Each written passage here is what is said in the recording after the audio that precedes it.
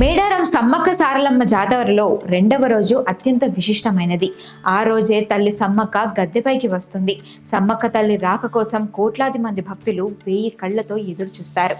మేడారం సమీపంలోని చిలుకల గుట్టపై సమ్మక్క తల్లి కుంకుమ భరణి రూపంలో ఉంటుందని నమ్ముతుంటారు. జాతర రెండవ రోజు సాయంత్రం గిరిజన పూజారులైన వడ్డలు అడవి ప్రాంతంలోని చిలుకల గుట్టపైకి వెళ్లి అత్యంత రహస్యంగా పూజలు నిర్వహిస్తారు. పూజారులు వెదురు బద్దలతో చేసిన పెట్టెల్లో కుంకుమ భరణిను సమ్మక్క రూపంగా భావించి కిందకి తీసుకొని వస్తారు. సమ్మక్క తల్లి చిలుకల గుట్ట నుండి దిగిన సమయంలో భక్తులు పూనకాలతో ఊగిపోతుంటారు. దేవత వస్తున్నట్లు సంకేతంగా పోలీసులు గాల్లోకి కాల్పులు జరిపి గౌరవ వందనం సమర్పిస్తారు.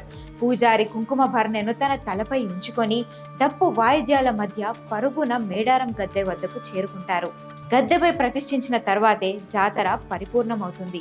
సమ్మక్క తల్లి గద్దెపైకి వచ్చే సమయంలో భక్తులు ఇచ్చే హారతులు, కొట్టే కొబ్బరికాయలు, సమర్పించే నిలువెత్తు బంగారం, బెల్లం, ఇలా మేడారం జాతర కోలాహలంగా జరుగుతుంది.